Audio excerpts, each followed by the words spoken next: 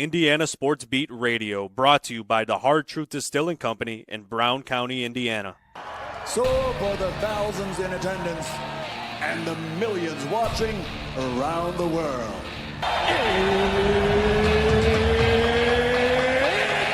time!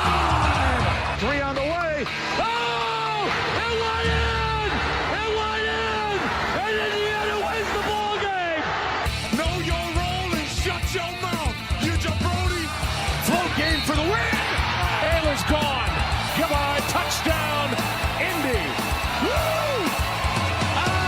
IU! America! They got a football team now! Pretty simple. I win. Google me. You know that I'm the cream of the crop. Now, from the Hard Truth Studios, here's Jim Coyle. Hello, sports fans. Welcome to another edition of Indiana Sports Beat Radio coming to you on this Monday. Glad to have you along. I hope you had a wonderful weekend, and we're going to get your new week started off right. Looking forward to having Don Fischer join us on the program today, as well as Greg Rakestraw here in this first hour, as Indiana with a big-time upset of Purdue over the weekend to keep their NCAA hopes alive on the 40th anniversary of Bob Knight throwing the chair, no less. And Mike Woodson was sitting on the throne, so to speak. So it seemed to bring some magic as the Hoosiers, behind a trio of Hoosier seniors, were able to get that job done. Not just those guys, but it was a complete team effort in a day that Indiana used different lineups and played defense like their hair was on fire, especially Anthony Leal and Miles Rice. They shut Braden Smith down, and the interior post players kept Trey Kaufman and Wren shut down. They could not handle Indiana's size. Caleb First could not. He had 4 personal fouls. Trey Kaufman Wren fouled out of the game, but plenty to talk about on this weekend, as well as the Indiana High School Boys Tournament. Selection Sunday happened yesterday, so we'll talk about that with Greg Rakestraw when he pops along as well. And the Pacers, they won again, so lots of good things to talk about. Grateful to have you guys along for the ride, as well as always. And as I mentioned, our friend Greg Rakestraw jumping on to join us here as soon as I can get him in the right box. There we go, Greg. How are you, brother? Good morning, my friend. How are you? Cannot complain. I know it was a big Sunday for IHSAA boys basketball tournament as the pairings were announced, and I was gazing through those. The only thing I noticed was, of course, I went straight to the South, and I see that there will be a good possibility of having a New Albany-Jeffersonville championship in that sectional, which that's how it should always be. We've talked, and I know I've had great, well, I don't mean just that sectional. I mean all of them. We've had this conversation with Kyle Neddenrip a lot about seeding and how, they should always do that instead of having the 2 top teams playing at the beginning sometimes, which happens.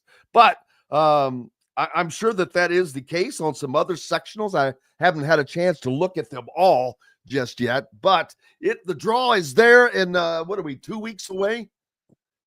We are 8 days away, so it starts a week from tomorrow on March 4th. And for the most part, we avoided having 2 heavyweights play each other the opening night, with one significant exception, and that would be Fisher's and Westfield in Sectional 8. Again, Fisher's the defending champs. Fisher's unbeaten. Fisher's a team that has basically only played 4 single-digit margin of victory games so far this year. One of them was to Westfield. That was just a couple of weeks ago, February the 6th. Westfield led that game by double digits at one point in time. Fisher's came from behind, ended up pulling a 3-point win in that contest. So this is number 1 versus, I think Westfield is 3rd in the latest polls. So 1 versus 3 play each other the opening night.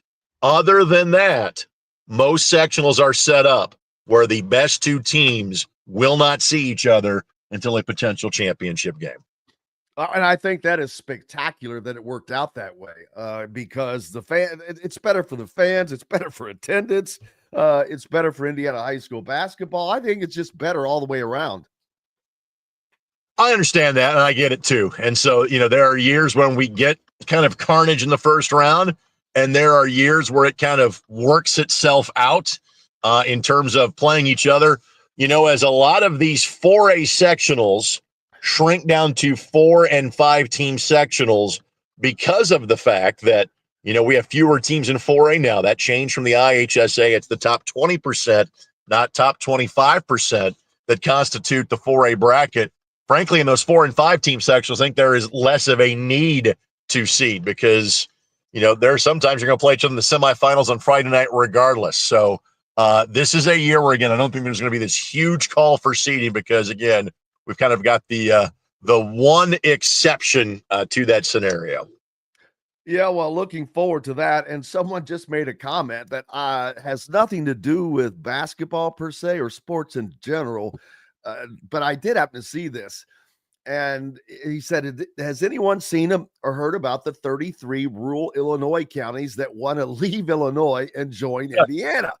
And I'm like, man, what would that do to sports and the tournament and stuff and things like that? I mean, just make it even crazier. But I saw that and I'm like, this is not 1898. What the heck's going on, man? I just couldn't believe that, but I just kind of laughed. But that would be odd. But yeah, that's a strange one. That's I'd see more likelihood of teams leaving conferences like Bloomington North. They're switching conferences again. I know that they used to belong to the Hoosier Hills Conference back in my days. I played Bloomington North, and then they left, and now they're going to yet another conference. We've had a few conference shakeups here in the last few years, but not a lot. Well, I mean, it follows college athletic, which is crazy. It literally trickles down to the high school level that teams kind of start looking around. And so the first two dominoes that fell about 4 years ago were Carmel and Center Grove exiting the MIC, being asked to leave the MIC, depending on, who all you want to ask. And so is that kind of like those guys being retiring or being retired? Exactly. Those guys are now independents. And that kind of started a domino effect that has, the upheaval now largely is in the 2A, 3A level. The move that you are talking about. So Greenwood finally, after being the smallest school in the mid-state for so many years, and they have been in the mid-state for more than 80 years, they finally say, all right, enough, as Franklin, Whiteland around us grow exponentially, as Perrin Meridian has joined the league, as Decatur Central is on the verge of becoming a 6A in football and will be for the success factor. Greenwood has just said, hey, we're landlocked. We're a one township school. Being a 4A school is as big as we are going to be in football. There is now a new public school league called the Hoosier Legends Conference that's going to be for schools, say their enrollment's between 600 and 1,000-ish. And so Greenwood's going to go from being the smallest school in the mid-state to the largest school in this new league. And so with that had opened up a spot in the mid-state. And Bloomington North elected it, and I get it. Instead of having to travel to Terre Haute, instead of having to travel up to Southport, now, and even though they're leaving their crosstown rival in Bloomington South, for the longest travel they are going to have would be to get to Plainfield or Franklin, which from Bloomington North is not far. It's a very competitive league, and what it really has turned into is a 5A football league. That's where almost all those schools play. A couple of them are in 6A, but most of them are in 5A. So I understand the move from Bloomington North's perspective. Yeah, well, I'm just looking forward to it. The boys IHSAA tournament, always a spectacle, and it is always something worth seeing. I recommend any and everyone to go out and get you a piece of it. There is nothing funner than watching high school teams play, especially when there is a potential upset involved. I can think of the greatest memories of my life, and I was an athlete, but I wasn't good enough to play basketball at Floyd Central, but I remember going to the games, sectional, regional, semi-states every year. It was a blast and some of the best times of my life. So go out, even as an adult, go enjoy that stuff. It's pure and unadulterated sports at its greatest level, I think.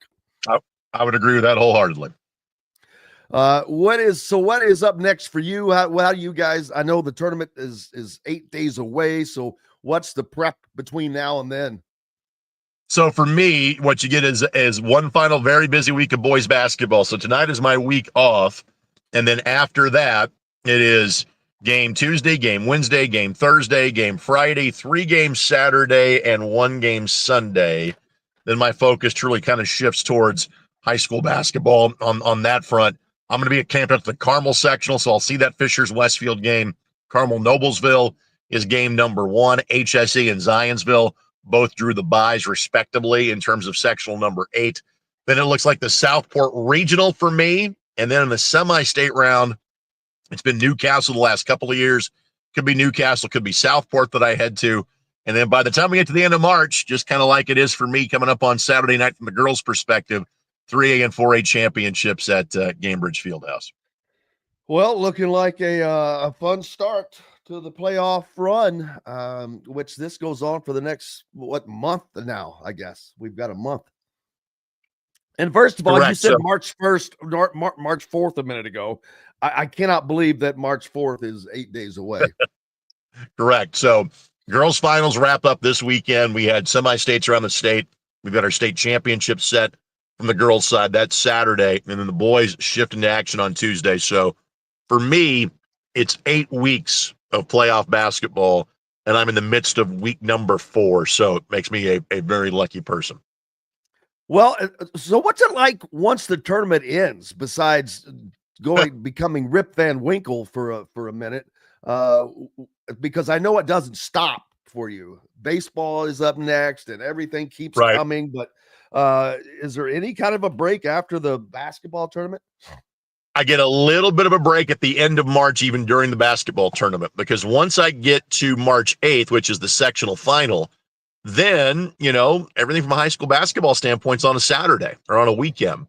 Now, there's a few things I still do with small college basketball, like I'll likely have a Marion Women's NAIA regional for a night, and I'll kind of cover the Horizon League tournament for a couple of days, and college baseball and college softball start to kick in for me at about mid-March because all those teams are having to head and play south this week. They've actually been getting some home games in, given we get kind of a break in the weather for a week. But it slows down a little bit. So for me personally, it means Indy 11 soccer kicks in. Their season starts March 15th. Again, I'll mix in a little bit of high school baseball, high school softball, some college baseball, some college softball. And then by the time I get to May, then it is conference championships in baseball and softball. And then this little thing called the Indianapolis 500, which tends to catch my attention for about 2 or 3 weeks. So is that the bicycle race? Something like that. It was started back in 2009, as in 1909, yes. So the true downtime for me is end of June and then a good chunk of July. That is really the time where I can unplug and then, literally leave the country for a couple of weeks and go hide for a little bit. I understand that. It's that time of year, but it never stops. And then, of course, basketball here in the state. Yesterday, we had the rivalry game, Indiana and Purdue, which has been a great series here of late. Indiana probably should have swept this series this year, but coulda, shoulda, woulda. That doesn't fly. But they should have won in West Lafayette, made the mistakes.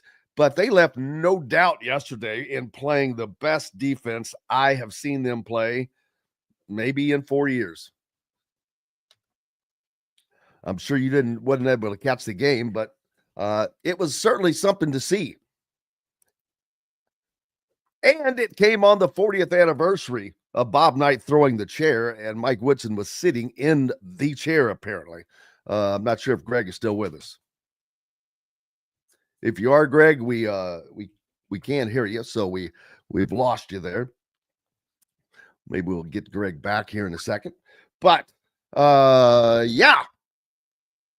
just thought I'd get his thoughts on there. There he goes. He's coming in here. Let me jump over here and grab him. Hey, you're back. How about that? Hey, sorry about that. No problem. My sincere apologies. So, I was just talking. I thought it was the best Indiana has. I thought it was the best Indiana's played in a while. I thought that second half was fantastic, and I thought the cauldron of sound that Assembly Hall can be was back. People have been so desperately waiting to kind of see that from their team. It was great to see Indiana fans rewarded, and we've said this seemingly after every Indiana win. The last 3 or 4 times they have picked up wins in Big Ten play, there is still a path to the NCAA tournament for this team. They probably don't have any more setbacks they can take, but at 16-11 and given some of the wins they've gotten, like Purdue and Michigan State, the path is there if they can take advantage of it. That is the crazy thing, Greg. I cannot, for the life of me, figure it out, but I think it's kind of a weak bubble. But the sheer fact that they were only listed as the 6th team out before that win, I was like, wow. And that tells you, had they been able just to pick up one of those other close wins games that they lost, they would be in right now. And they're probably on the bubble this moment. I'm trying to pull up Lenardi's bubble, but I should be pulling up Mike DeCourcy's since he's our guest each week, and I'll pull Mike's up in a minute as well. But the fact that they're there and have the opportunity, so you're saying there's a chance, and there is, but they've got to go on his West Coast swing now, and you can lose to Oregon. I think it's not a bad loss. You cannot lose to Washington, but then they have an Ohio State team at home and a Penn State team at home. They should win both of those. Penn State is not a good win. Ohio State, their metrics are stupid high. I don't know why, because they're a very average team to me. But high metrics, you get that win, that might be enough. Of course, they also will have the opportunity in the Big Ten tournament, which begins soon, Greg, in Indianapolis as well. Correct. And again, I don't think it's as much as about having to have these great wins. It certainly doesn't hurt. But again, because you picked up wins against Purdue and Michigan State, you've kind of hit that really good win quota. I think you said it well. You have to avoid the bad losses. And I really think if this team can claim 3 out of 4 and then win a couple of games in the Big Ten tournament, Jim, I think they're in. And that's crazy as I've watched this season. But you know what? Hey, whatever. I'm sure the fans will enjoy it regardless. It's an odd way for this season to end with, Coach Woodson on his way out. But, boy, if they could have played like this all season, Mike Woodson would probably still have a job. That would be fair. And, again, that's what is unique about this scenario is that whatever happens these next 4 or 5 weeks, it doesn't change the fact that next year is going to look completely different for this basketball program, both from a coaching standpoint and likely from a roster construction standpoint too. Yeah, it will be amazing. It will be different. What is up next for you, my friend? All right, so Pike and Warren Central tomorrow night, Ben Davis and Addicts Wednesday night, the IU Indy season finale for me against Robert Morris.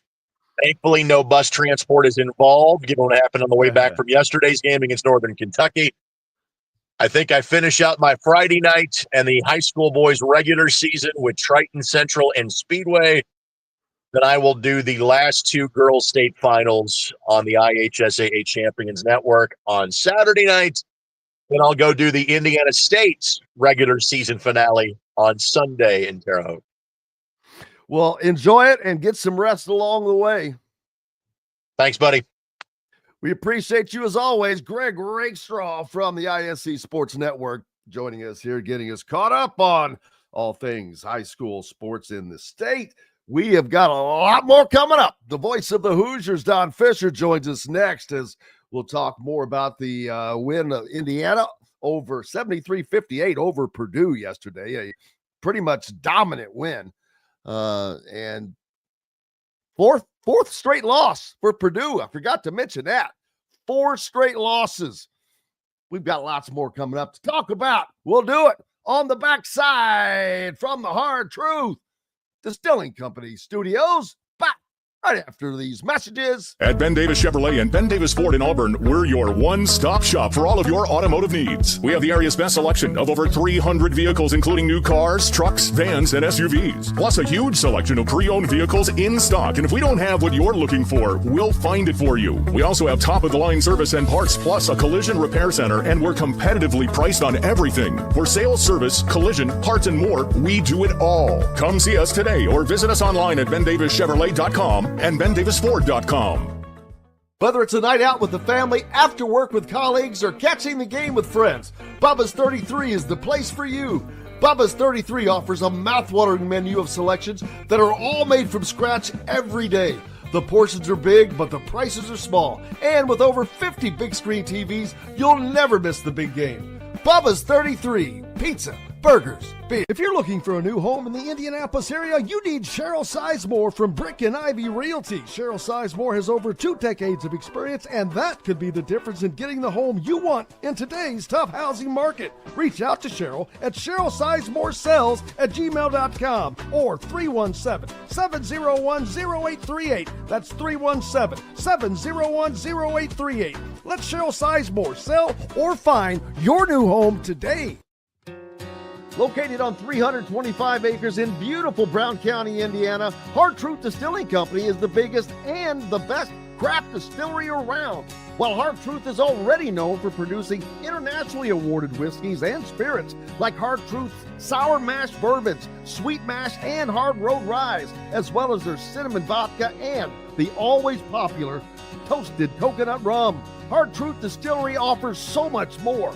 With a full-service restaurant, ATV, and distillery tours, as well as live music, you can spend an entire day at Hard Truth Distillery while making your entire family or group happy. And that's the Hard Truth. Hard Truth products are available across Indiana, as well as many other states. So no matter where you shop, if they don't carry your favorite Hard Truth product, tell them you want the truth, the Hard Truth. Hard Truth Distilling Company encourages you to enjoy all of their products responsibly and to never drink and drive. Welcome back to the Hard Truth Distilling Company studios on this Monday. Don Fischer should be joining us here in just a moment. We'll wait for Don to jump in here, but Indiana, I was just looking, moves up to number 56 in the net rankings. That's only one spot difference. Don joining us now. Don, how are you, sir? Pretty good. Not a bad weekend for you. No, probably one of the best wins, without question, the best win of the season. Really good day yesterday for Indiana basketball, and you got to feel great for these kids. They performed in the second half like a team that we know that they're capable of playing like, and it's nice to see that they finally came up with one of those performances to show everybody else they could do it as well.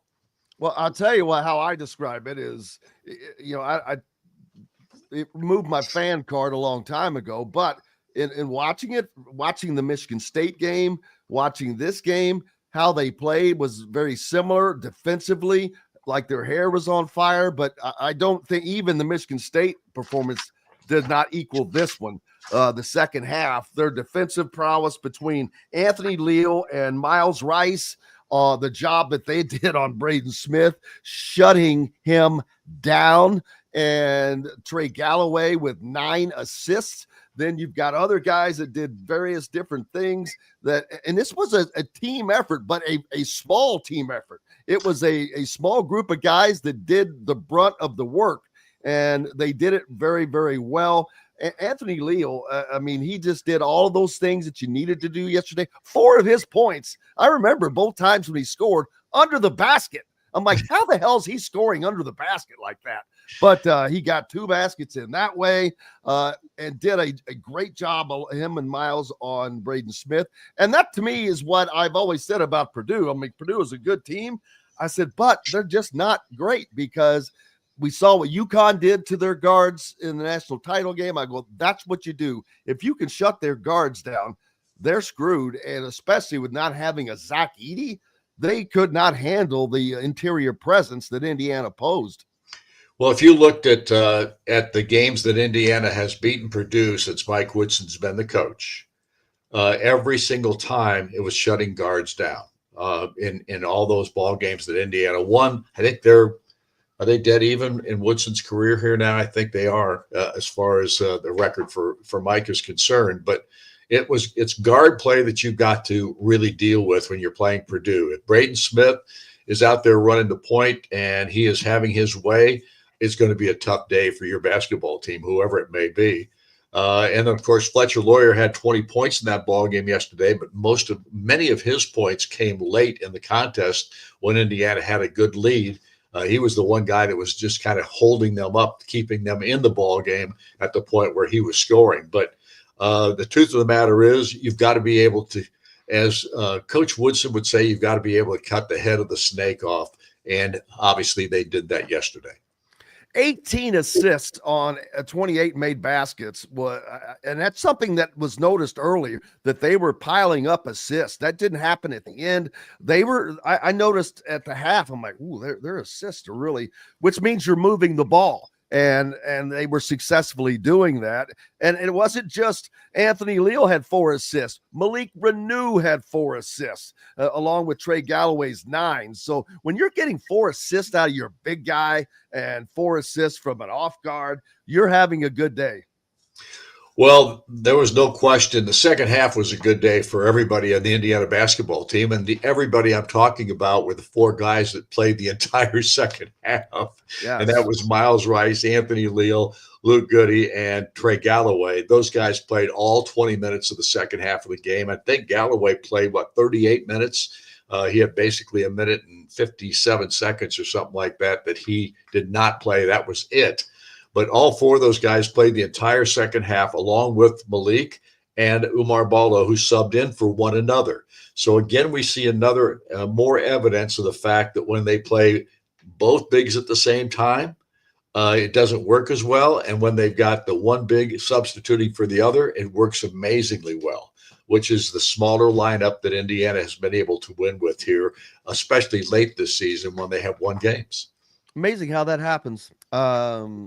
Wonderful. But if you would have said that they will do this with Mackenzie Mbach only playing 9 minutes, scoring 0 points, that would have been hard to believe, but they did. They got it done with hard work. They did not have an outstanding shooting day from behind the 3-point line. They were 4 of 19 for just 21%, while Purdue was 7 of 16. If you beat a team that hits 7 of 16 for 43%, that you're doing something amazing, and Indiana did just that, because that's what Purdue's numbers were from behind the 3-point line. Well, in the second half, Purdue hit 1 3-point field goal. They had 6 in the first half. And when you look at the first half, what was the score? It was 37 to 25 at halftime. In the second half, Indiana cut those 3-point shots down. Obviously, Lawyer is going to get his points sometimes, but he was the only guy really that was hurting Indiana scoring-wise in the second half of this ball game. And the other thing that they made everything tough inside against Trey Kaufman-Renn. He had a tough afternoon in respect to his normal game. I mean, he scored 9 points. That's well under his average, to say the least. So it wasn't just the guards that were being stopped. It was the inside game as well in that second half. And I give Malik and Umar credit, because both those guys I thought played really well when they were in the ball game in the second half. Yeah, Indiana had 5 guys in double figures, and that doesn't include Anthony Leal's 8 points, while Purdue just had 2 guys in double figures, and only one of those a starter. And as a matter of fact, if you look at Purdue's starters, 5 and 8 is 13, and 22 points. 22 points. You're showing us your arithmetic prowess. Yeah, well, I didn't pull out my fingers at least. But those are 4 starters that you only get 22 points from. That you're not going to win many games when 4 of your starters combine for just 22 points. Right. There's no question about that. And here's another factor, too, that was big yesterday. Indiana had only 7 turnovers. If you remember, in the first matchup against Purdue, Indiana had 20 turnovers and still were in the ball game. And of course, they ended up losing that contest, but they were in it. Yesterday, only 7 turnovers in the contest. And Purdue, they had 16, which is very rare for them. And that's one of the reasons Indiana was able to get really good offense out of the defensive side, getting it started. Well, Indiana was the team that was turning the pressure up, putting the pressure on Purdue, which forced them, and especially in the second half, it was enjoyable to watch from a technical standpoint. The Indiana was just inside of the Purdue jerseys. They were smothering them, forcing them into turnovers. I will not forget the one with Anthony Leal basically is able to jump up and grab I forget who it was. I think Fletcher Lawyer maybe was going for a layup, but he was able to grab the ball and get a jump ball. I was like, that's old school. That's side yard basketball, man. But they made it work. They were just relentless from a defensive standpoint. They were. It's the best half of basketball. I think my color analyst Eric Sewer may have gotten a little carried away with this comment at the end of the ball game, but he didn't climb on the table, did he? No, none of that. but Eric said after we got off the air, he said that might be the best half of basketball I've seen at Indiana ever. And from his perspective, that may be true because Eric was a walk-on for Indiana back in the 2003 to 2007 seasons, and played a lot of basketball at the end of his 2 years or his final junior and senior year. The last, I think Kelvin Sampson was, his last year, his senior year was under Kelvin Sampson and Mike Davis's junior year, but he played a lot of basketball as a walk-on in Indiana back in those 2 seasons. And he's an aficionado in the sense of knowing what the last 20 plus years of basketball at Indiana have been. And there's no doubt it was one of the best halves of basketball I think I've seen in a long, long time. Well, there's no doubt because of what it meant. Because of who it was, you didn't have a bunch of All-Americans out there for Indiana. As a matter of fact, you talked about 3 of the 4 guys that played the entire second half are Indiana seniors. Luke Goody, Trey Galloway, Anthony Leal. Those guys have, Luke Goody has not been at Indiana the whole time, still an Indiana kid, a senior. This was their last run at Purdue. And so they put up the kind of effort you should see in that scenario. Well, they certainly have a leadership issue there, and not an issue, but a leadership factor that's there because these guys were playing probably their last game against Purdue. I guess there's a possibility, and I don't know this factually, that Luke Goody could come back because he had a season in which I think he played just 12 games in Illinois and he got hurt and he was out for the rest of the year. And I think that they are put in for a medical redshirt season that he could come back if he wants to. I don't know. That would be a great carryover if we could get that. No question. I just don't know what that status is. But at any rate, there's a possibility that all these guys are done. And we know that Galloway and Leal certainly are. And obviously, Baldo won't be back either. I mean, the questions now are all post-season type questions, which I don't want to get into at this juncture because you're going to have a new coach next year. And that guy's going to dictate who's there and who's not in regard to the guys that are still on the roster. But there's still going to be an exodus on this roster at the end of the season. And again, I don't want to get into all that right now because it's way too early to do. But here's what we will say. This team now has put themselves back in the position of maybe getting an NCAA tournament bid if, in fact, they close out this year the right way.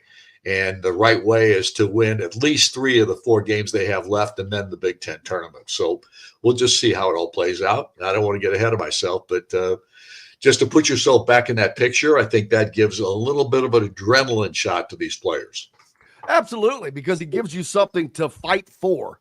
And if you don't have something to fight for, it's kind of hard to maintain that level. But The one thing that they will have to do, Don, is make a West Coast swing where they will go to Washington and then Oregon. Oregon, obviously a team that is trying to bolster their postseason resume. They just got a good win over the weekend. Washington is not a team that has played very well this season.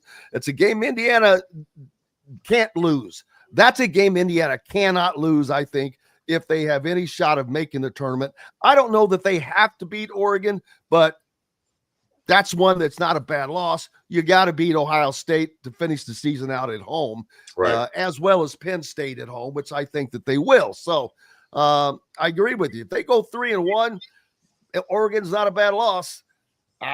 Boy, they're going to be right smack on the bubble if they're able to do that. No question. You don't know the Big Ten now has 20 teams, and how many teams will they take out of the Big Ten?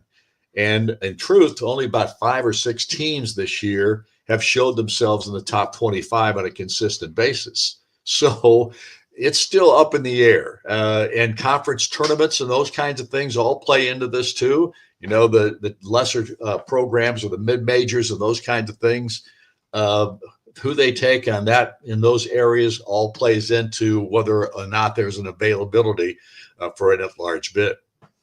And you've got other teams that are kind of in Indiana's position. Nebraska is one of those, Sure. And they are right in that same Mendoza line fighting for that spot. And theirs can go either way as well. They have to make hay here at the end of the season to make the tournament, I think. But Indiana could surpass Nebraska.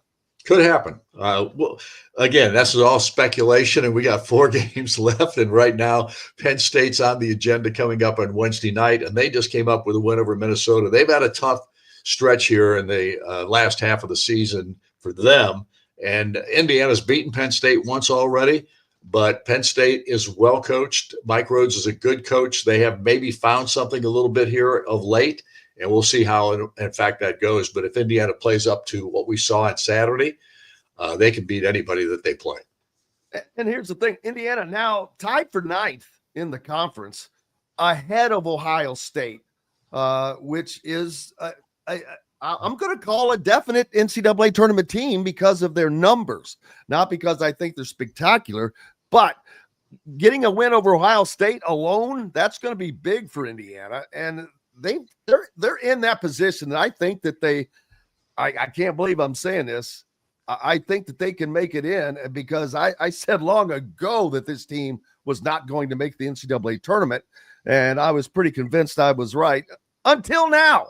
But hey, I can say when I was wrong. And, but if I'm wrong, it's great for Indiana fans. I don't mind that. It would be fun to see the fight that they showed Sunday for the rest of the season. Just seeing that is an amazing thing. That's the thing that all year long we've watched this team play, and we've looked for that kind of performance.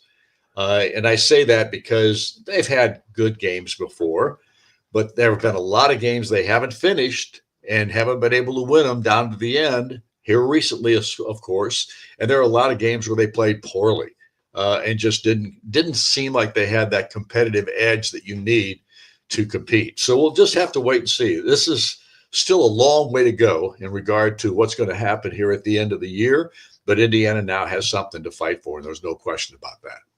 Absolutely. So up next, let's see. Is there a coach's show left? Yes, there is. We play Inside IU basketball. We will have Inside IU basketball tonight from Hoosier Hanks and Yasir Rosemont, who had the scout for this ball game yesterday as our guest tonight. He will be on the show. I think we're going to have Luke Macklin, who is the head manager for this Indiana basketball program. I have always loved talking to the managers. I interview the seniors every year, as many seniors as I can get on. And managers are the hardest working people, bar nobody, from the basketball program other than the head coach or the assistant coaches. So these guys work their tails off, and I love these guys, and they're always articulate, and they're always guys that know what they want from their future as well. And obviously Luke is one of those. I will take you one better. I will say they are the hardest working people in the basketball program because they do so many things that people have no clue about. The hours that they put in, I don't know where the hell they come up with, because I know how many hours I spend doing stuff, and I'm like, boy, those guys are right there. And I'm like, how the hell they go to school? How do they have a life? They don't. Exactly. These guys they have essentially very little social life other than with the other managers who they see every moment of the day. So it's really interesting. And they're great kids. They really are. Great young men, I should say. And they have this group of guys are awesome. Know some of them, and they are a great group. And that's what makes it up. But that's why you look and you see these stories, whether it's Dusty May or somebody else that was Lawrence Frank, a former manager that does so well in this sport, because these are basketball guys and they use this as it's like a PhD class. Don't forget Scott Dolson. Well, Scott, how can I ever forget Scott Dolson? He's got a ring, baby. He's got a ring. That's right. Hey, LJ Wright. Do you remember LJ Wright? Of course. Absolutely. I went to high school with LJ. LJ is a great guy. His dad's a wonderful man. No question about that. My athletics director through high school. One of the biggest Indiana fans that you'll see, and still comes to ball games and drives up from Jeffersonville or that area down there. Boys Knobs, what you talking about now? Don't confuse the two. I know. I don't confuse anything. Well, I confuse lots of things, to be honest with you. But no, I know he's from that area. So at any rate, hey, incidentally, I'll have to do this on a cell phone next Monday, and I won't be able to be on your screen with you. But if you call me, I'll do the show on the cell phone, because I will be, I believe, in Eugene, Oregon at that point in time. Oh, boy. Enjoy that. It's a beautiful area out there. I know. I haven't been to Eugene. I actually applied for a job there one time, and it was one of the I was in the final 5 for consideration for the position as their play-by-play guy, but I didn't. I started my career in Butte, Montana, back in the day in that would have been 1967. I was a disc jockey in Butte, Montana for a year and a half. And then I came back to Illinois, where I came from. And unfortunately, I never got back west again. And I didn't really want to go to KUGN in Eugene, Oregon for my next sportscasting job. And therefore, getting the Indiana job was the one that was competing with that scenario. And when that opened up, I took the IU job. I didn't want to go west again.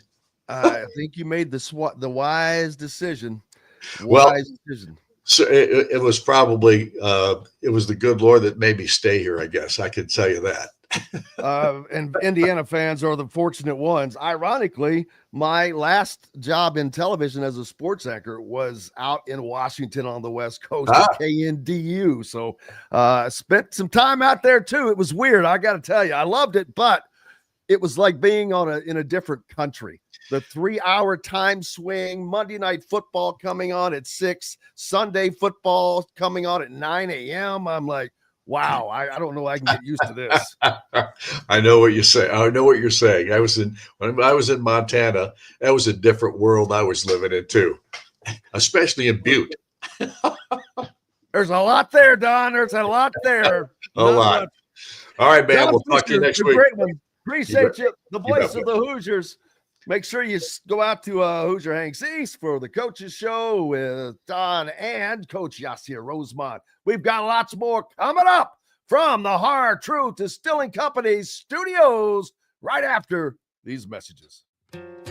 Located on 325 acres in beautiful Brown County, Indiana, Hard Truth Distilling Company is the biggest and the best craft distillery around. While Hard Truth is already known for producing internationally awarded whiskeys and spirits like Hard Truth's sour mash bourbons, sweet mash, and hard road ryes, as well as their cinnamon vodka and the always popular toasted coconut rum. Hard Truth Distillery offers so much more. With a full-service restaurant, ATV, and distillery tours, as well as live music, you can spend an entire day at Hard Truth Distillery while making your entire family or group happy. And that's the Hard Truth. Hard Truth products are available across Indiana, as well as many other states. So no matter where you shop, if they don't carry your favorite Hard Truth product, tell them you want the truth, the Hard Truth. Hard Truth Distilling Company encourages you to enjoy all of their products responsibly and to never drink and drive. Ugly Grouper, located on beautiful Anna Marie Island, Florida, is the place to be, and not just because they have unforgettable meals, including locally sourced seafood. The Ugly Grouper has your favorite craft beers and cocktails, along with live music every day. The Ugly Grouper is family-friendly, able to host private parties, and has the biggest grouper you've ever seen. The Ugly Grouper is the place to be on Anna Marie Island, Florida. Tell them Indiana Sports Beat sent you. Go to theuglygrouper.com for more information. When it comes to apparel and promotions, Freethink has you covered, literally, whether it's 24 or 200 shirts for sports leagues, businesses, or groups. Freethink Apparel and Promotions can also create your very own merchandising store. Freethink Apparel and Promotions did it for Indiana Sports Beat Radio, and they can do it for you. Whether it's screen printing, embroidery, digital printing, promotional products, vehicle wraps, or anything else under the promotional line. See what Freethink Apparel and Promotions can do for you at freethinkapparel.com. At Ben Davis Chevrolet and Ben Davis Ford in Auburn, we're your one-stop shop for all of your automotive needs. We have the area's best selection of over 300 vehicles, including new cars, trucks, vans, and SUVs. Plus a huge selection of pre-owned vehicles in stock. And if we don't have what you're looking for, we'll find it for you. We also have top-of-the-line service and parts, plus a collision repair center, and we're competitively priced on everything. For sales, service, collision, parts, and more, we do it all. Come see us today or visit us online at bendavischevrolet.com and bendavisford.com. Welcome back to the Hard Truth Distilling Company studios on this Monday, getting your week started off. Appreciate you being with us no matter where and how you're listening, whether it's on one of our great affiliates like 97.7 ESPN The Ref, always the right call down in Evansville, or 12:30 a.m., 104.7 FM, the voice of the region, WJOB, up in Hammond, Chicago, and in Fort Wayne on the only sports station in town, 1380 The Fan. You've got it locked in the right spot. Keep it there all day. No reason to go anywhere different. Or if you're following us on YouTube, make sure you're giving us a like, please. Just hit the like button. That's all I ask. You don't have to subscribe. Just hit the like button. What a game. What a fun time that was yesterday just to watch Indiana give that effort. And yeah, the first question that comes out is, well, where's that been? I think that has been, my answer to that is it has been mired in a mess of stuff. There was stuff on top of it that prevented that from rising to the top, and mostly poorly constructed roster with a poor lineup. As Don mentioned, how successful yesterday it was with one big at a time on the floor, which is not something we have not discussed ad nauseum over the course of this season, 4 seasons, to be honest with you. But it allowed it to come through. It's as if, and I don't want to talk bad because they're having a good run, but Mike Woodson has been forced into doing things differently here at the end. It's sad that it took all of that for it to come to his realization, but maybe they can use that as a way to finish this season and shock everybody and make the tournament be a great way for Woodson to go out. That's for certain. But over the weekend, some other games in the Big Ten. First of all, Illinois and Duke. Oh my God. Now Illinois is hurting a little bit. They lost the freshman Johnson, who was their big forward, who was their inside presence, because Visic, their big guy, he's a perimeter guy.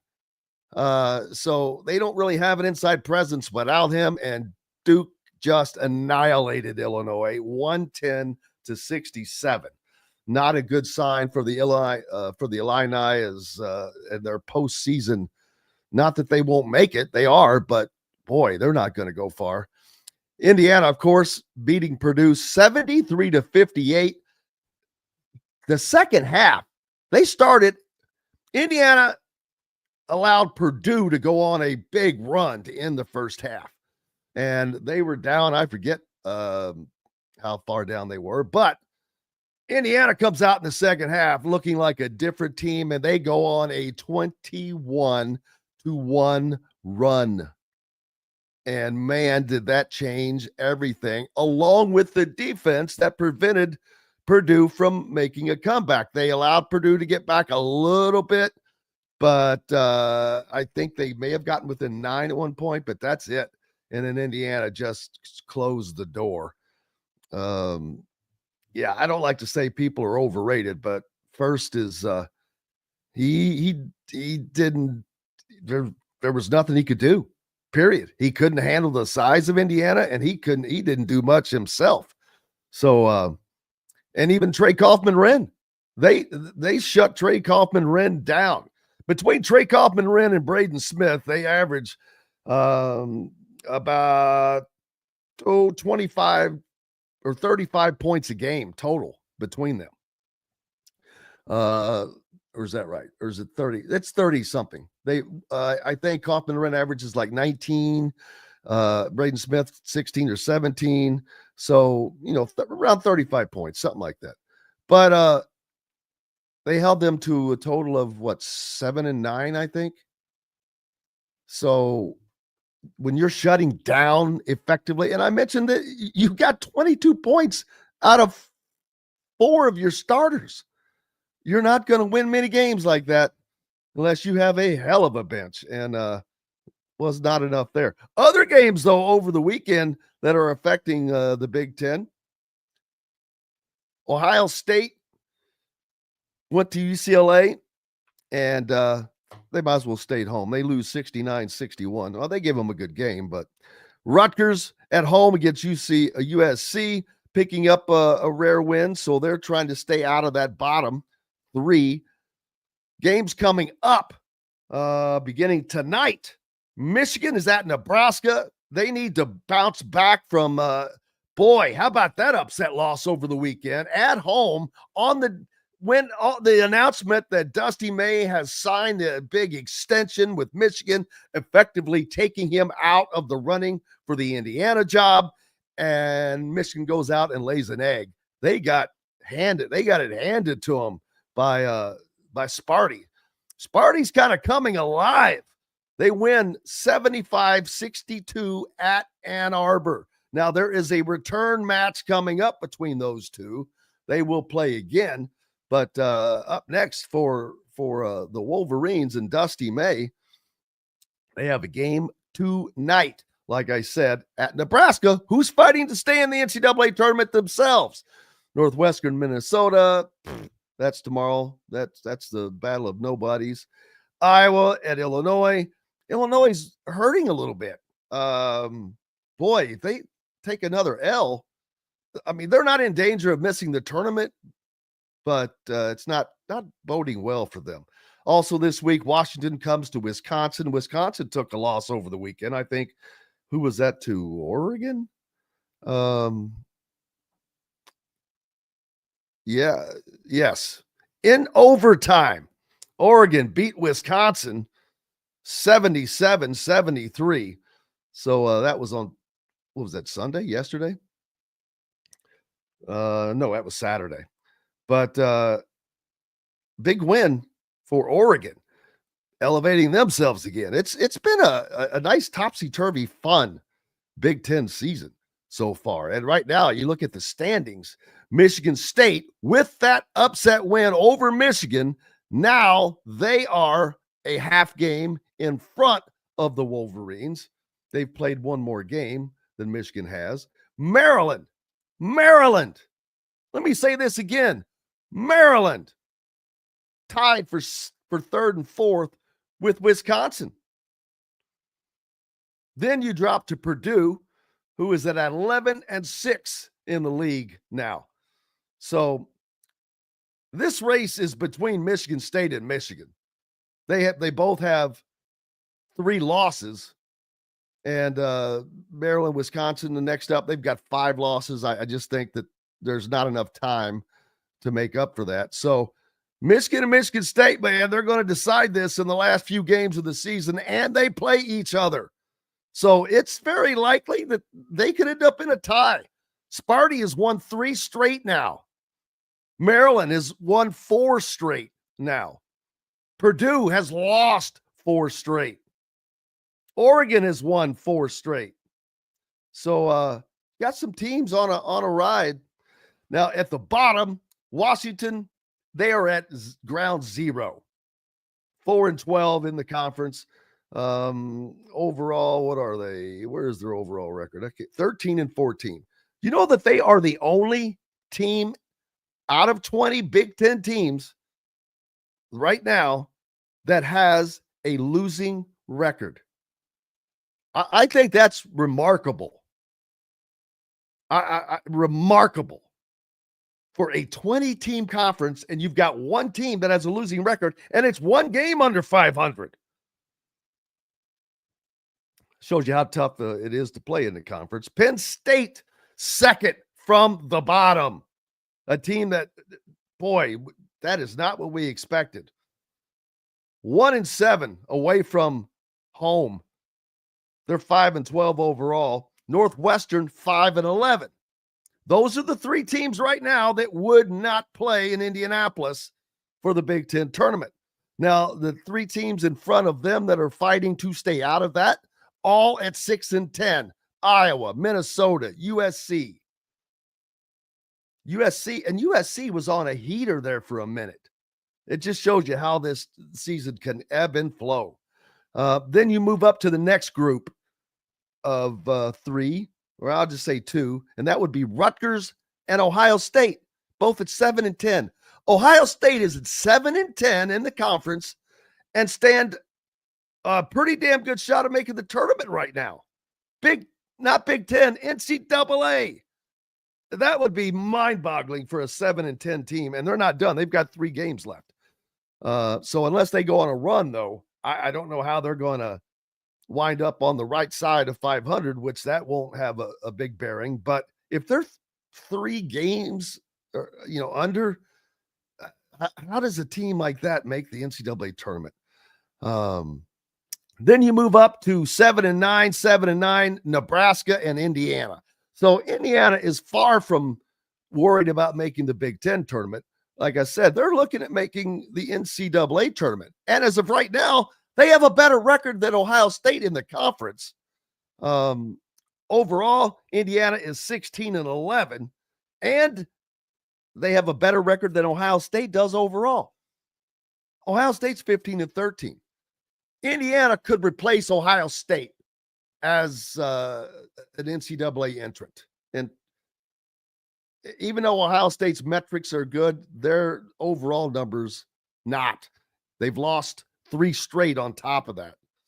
That Indiana's lost to UCLA. That really hurt Indiana. It hurt them a lot more than losing the Maryland game and losing the Purdue game, because it's a game they shouldn't have lost. Number one, it was a home game, and it would have been a quad 1 win. But it is what it is. So there's that. And here's something that's ironic. At 16-11, Purdue is 19-9. Had Indiana been able to put away that Maryland game, that other Purdue game, and not lose that UCLA game, and I know ifs and buts and all that stuff, but these are legitimate what ifs. Indiana would be 19-8 right now. A half game better than what Purdue is. Actually, well, if that was the case, then Purdue would be 18-10 right now. So they would be a game and a half better than Purdue is right now. Just with those 3 game scenarios that they probably should have won. But we'll certainly find out. We've got lots more coming up. Back with more from the Hard Truth Distilling Company studios after these messages. Located on 325 acres in beautiful Brown County, Indiana, Hard Truth Distilling Company is the biggest and the best craft distillery around. While Hard Truth is already known for producing internationally awarded whiskeys and spirits like Hard Truth's sour mash bourbons, sweet mash, and hard road ryes, as well as their cinnamon vodka and the always popular toasted coconut rum. Hard Truth Distillery offers so much more. With a full-service restaurant, ATV, and distillery tours, as well as live music, you can spend an entire day at Hard Truth Distillery while making your entire family or group happy. And that's the Hard Truth.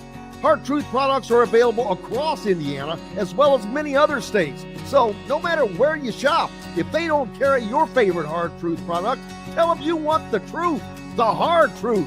Hard Truth Distilling Company encourages you to enjoy all of their products responsibly and to never drink and drive.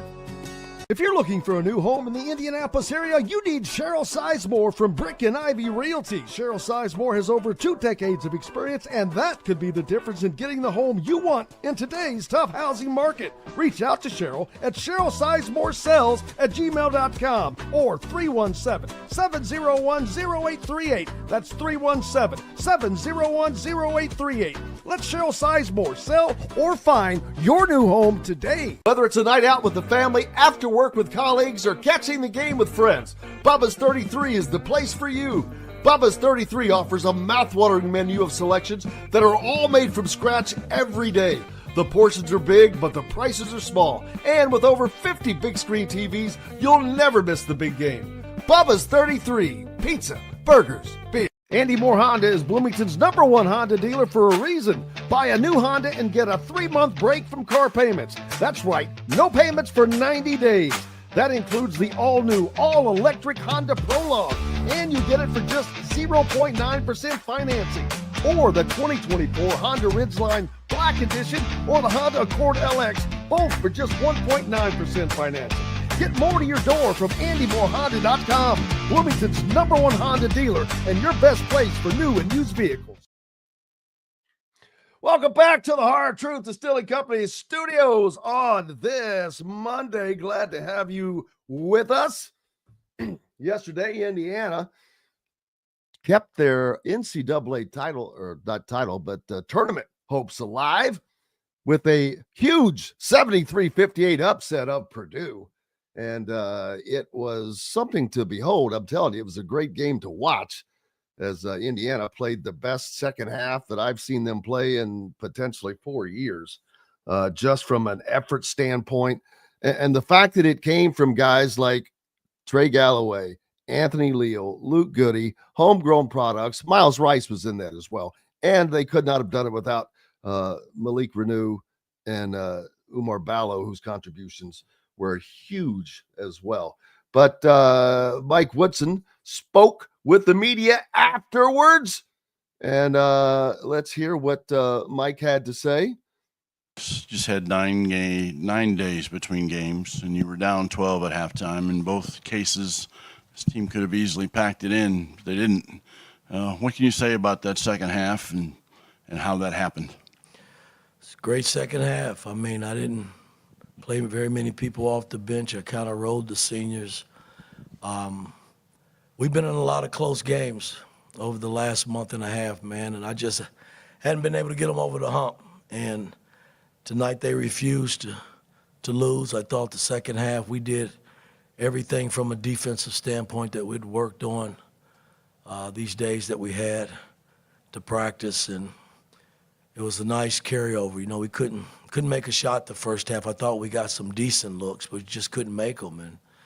And they made shots, and I thought the second half our defense really picked it up, and we were able to get stops, and then we started to make shots.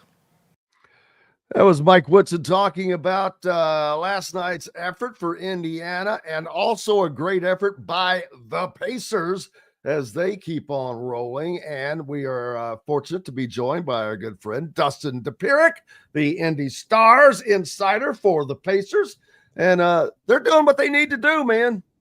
Yeah, they are. No, good start. I mean, I think most people thought that the All-Star break would treat them well, because you really started to see them kind of get a little ragged. When you talked about them needing this rest. Yeah, no, they very much did. I mean, I think they didn't want to talk about it at the time because they didn't want to make excuses, but they don't, like now that the break is passed, they're like, yeah, you know what? After, Paris to a West Coast trip with a week in between was a thing, You would have think that the NBA would have had enough sense not to do that, because that is you are stretching. That's a 7-hour time difference in that direction. Sure. And then, so that's a 10-hour swing, man. Yeah, I mean, they did have a week in between. I mean, they came home, they got a week at home. I think they only had 2 games in a week. So I think they looked at it and said, okay, well, you're going to have some time to get your, bearings back for a week. And then you're going to go out, Utah, Portland, like you're going to go to a mountain time zone first. You're going to do a Portland back-to-back, but then you get to stay in LA. I mean, there's something to be said for that, is you get like 4 days in LA where you get to get used to the Pacific time zone and don't have to worry nearly as much about you're just not moving around. I mean, that's the one good thing about the LA trip, is you just get to stay. And I mean, I know as a beat writer, it's nice for me just to be able to unpack my stuff and leave it there and not move. And I changed hotels from Inglewood to LA, but that's more doable than having to get up again on a plane again and get on a plane again and get on a plane again. So, I mean, there were obviously, sorry, Maxine's upset about something. But there were obviously, I don't know, I'm trying to think. They made a point to try to do something to help, more or less, but obviously it's still not great. You would like to move your West Coast trips away from that if at all possible. And the bottom line, it was just getting there. And so, but you can obviously see the first 2 games, they're way more energized. And just 53 games is a lot of games, before you get a break like that. And so they very much look like a team that's ready to go for the home stretch. I think Aaron Nesmith in particular really benefited from the time off. Hold on a second here. He really benefited from time off in particular. He's been dealing with an ankle injury, obviously was out for 35 games and has still been sort of figuring it out since then. So I think those are all ways that they've gotten better, basically. And coming in, I mean, it's not an easy schedule to start. You go Memphis, Clippers, Nuggets. Obviously, it was helpful that you faced a Clippers team last night that doesn't have Kawhi Leonard and doesn't have Norman Powell. So you're mostly just dealing with the James Harden show at that point, which is, not an easy cover all itself. He had 31 and 11. But, if you don't have to deal with those other 2, basically you just have to, kind of let him get his and go from there. So, but yeah, I mean, they've looked more energized. They look like the breaks made a difference. They do get the Nuggets on the second night of a back-to-back tonight, and that's not going to be an easy win to get because they're obviously playing the best player in the world. But still, good start. Keep holding on to a half-game lead on Milwaukee, for that 4 seed, which I think is really important to be able to, be home court. I think that's going to be the series. I think you're going to end up seeing, Indiana and Milwaukee in round 1. It's just a question of who's at home for 4 out of 7 there. And so I think it's important for them to try to just maintain that 4 spot. Yeah, and how about Aaron Nesmith? It's getting games from guys that are not always the guy is always huge for a team. It just shows growth. It shows potential, and it shows the depth. And Indiana is not just Tyrese Halliburton, although he's a great part of that, no doubt. Sure. Yeah, no, I mean, you're getting, I mean, obviously Ty got going himself. I mean, he had 29 and 12 last night. You're seeing the real aggression from them, and you're seeing a lot of, you're seeing them do a good job of, making sure he's getting the opportunity to go downhill. I think one thing he said is that he's got, really good screens from Miles Turner that sprung him loose, and he's able to play free and in a lot of space. And that's opening things up for everybody else. But they had 7 guys in double figures last night. And that's when they were at their best offensively last year, that's what you would see is 6-7 guys a night getting in double figures. And, the way that's spread out has been pretty good. Obviously they moved Benedict Mathurin back to the bench. I have kind of big picture questions about whether that's going to be best for him long term in terms of, because they were working so hard to make him fit in a starting lineup. So that, because he's got that sort of offensive aggression, but they wanted to kind of not dull that a little bit, but make it fit within the way they play offense, the way they move the ball. Moving them back to the second unit allows him to become more of an attack scorer, which is good on one hand because, it allows him to kind of use his skills. But the other part is, he'd kind of do too much in that scenario in the past, where he'd just drive into crowds, basically just try to kind of force action. And that's really what Rick Carlisle was trying to kind of coach out of him. And so I'm not sure how that's going to go. But, Neesmith is a guy that's just always fit offensively, made shots, like just really good floor spacer, run to the corner type of guy, hustle player. But I think, last night I thought a couple of things that you saw that was good. He was really good at driving the basketball. Just took a couple opportunities to get it to the rim. He's always been okay at that.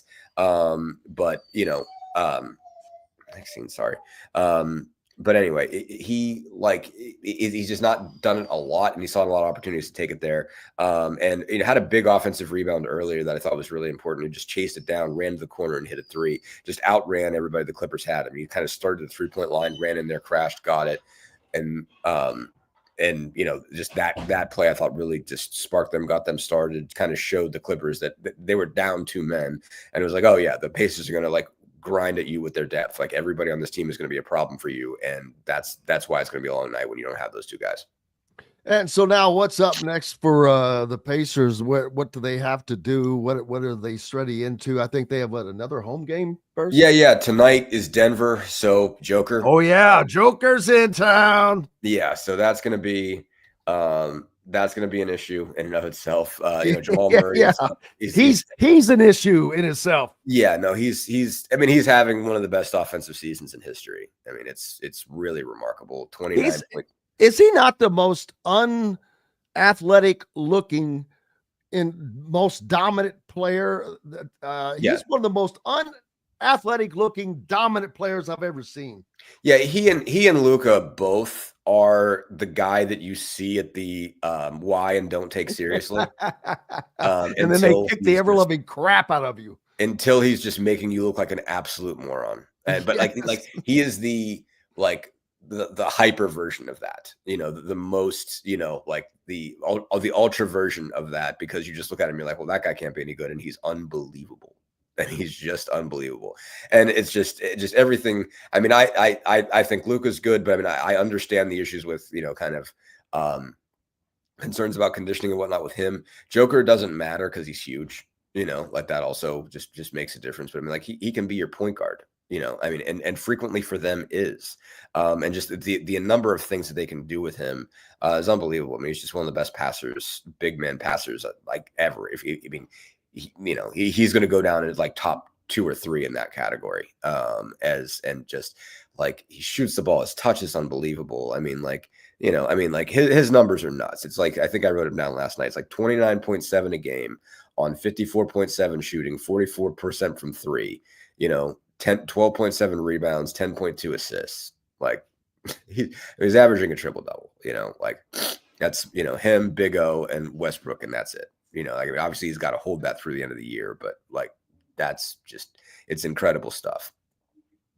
And a schedule coming up. You've got the Nuggets in town, which obviously, like you said, that's a problem.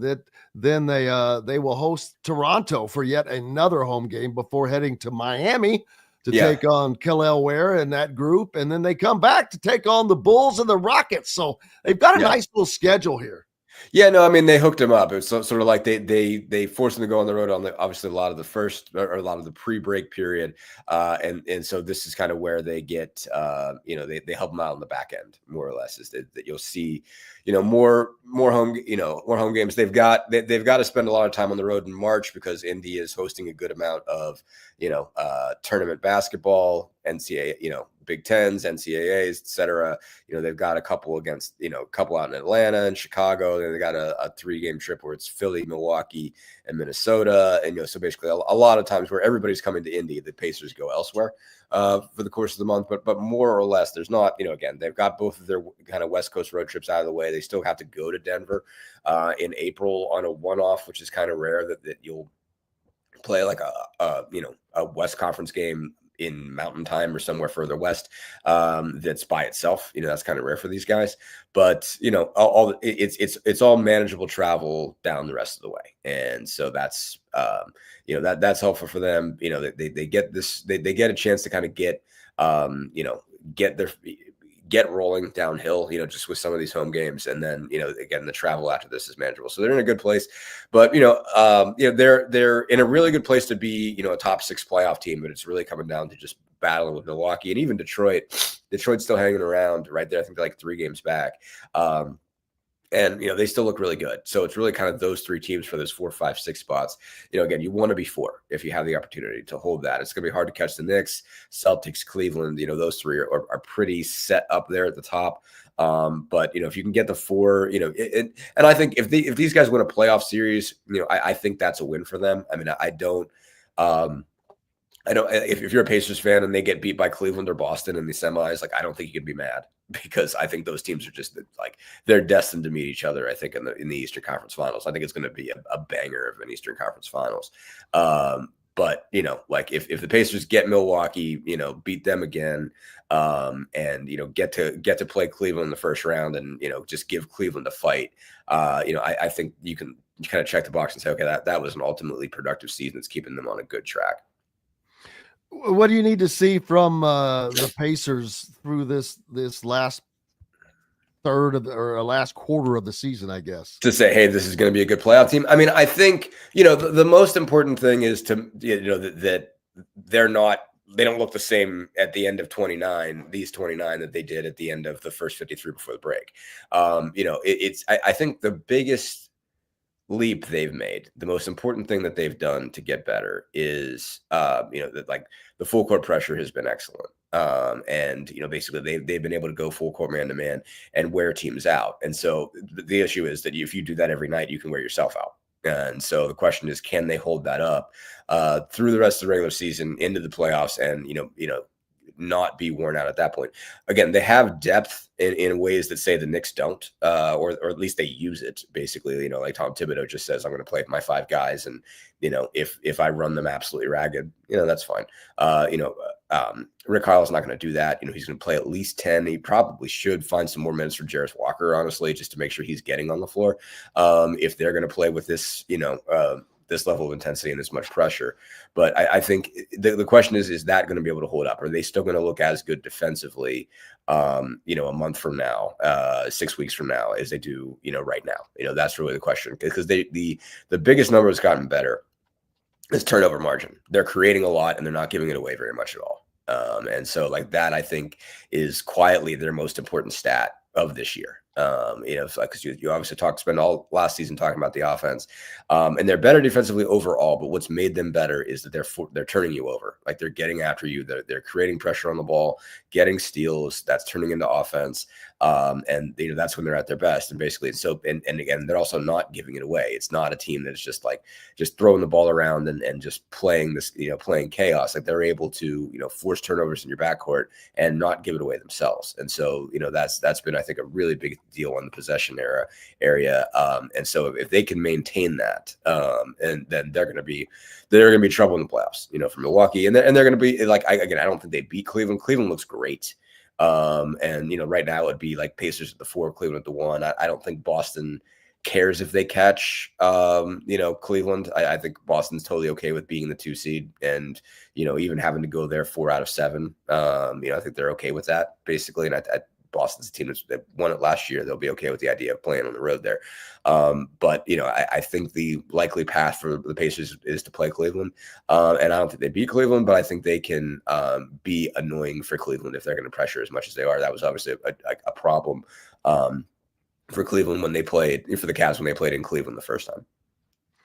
Yeah, and they're doing the things that they need to do, and it seems like they have other players that are playing better this time of this year than say last year. And I'm not saying that they weren't good last year. Obviously, they went to the conference finals, but it seems like they're getting some elevation of play from other guys that they can count on.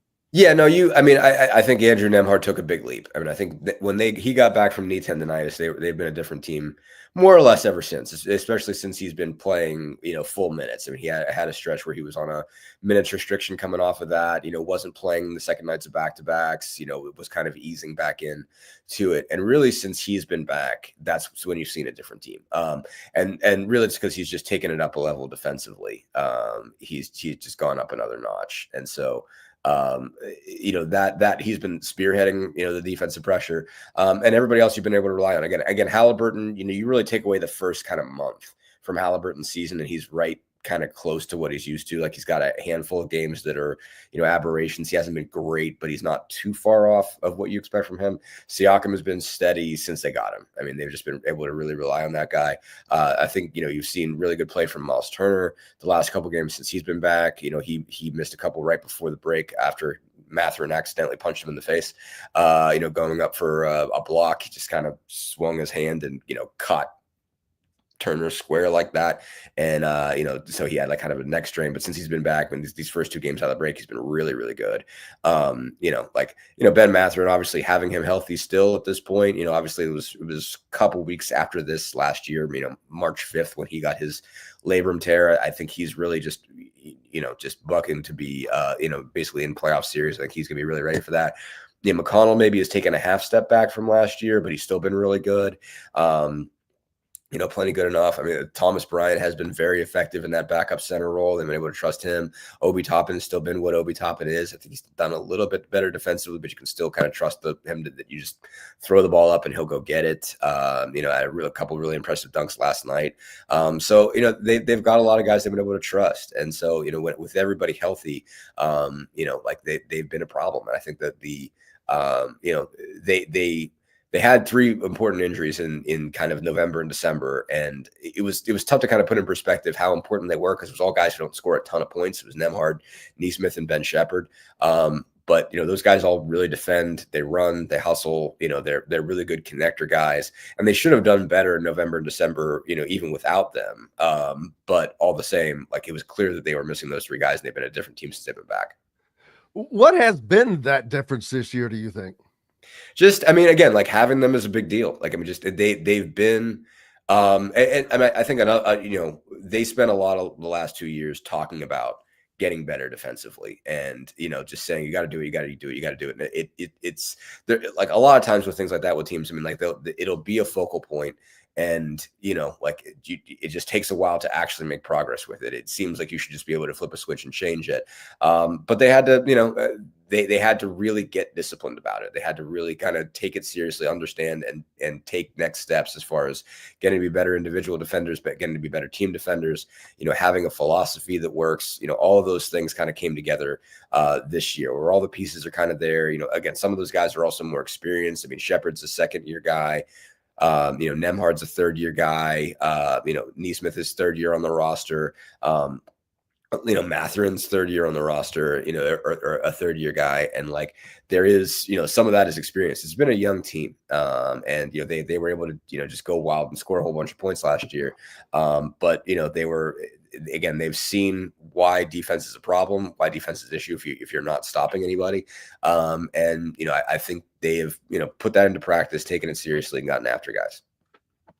Well, that sounds like a winning formula. We've got lots more to coming up. Dustin Dopirak from the Indy Star is with us. He is the beat writer for the Pacers. Make sure you're giving him a follow and keeping local papers alive. We're back with more with Dustin on the backside of these messages.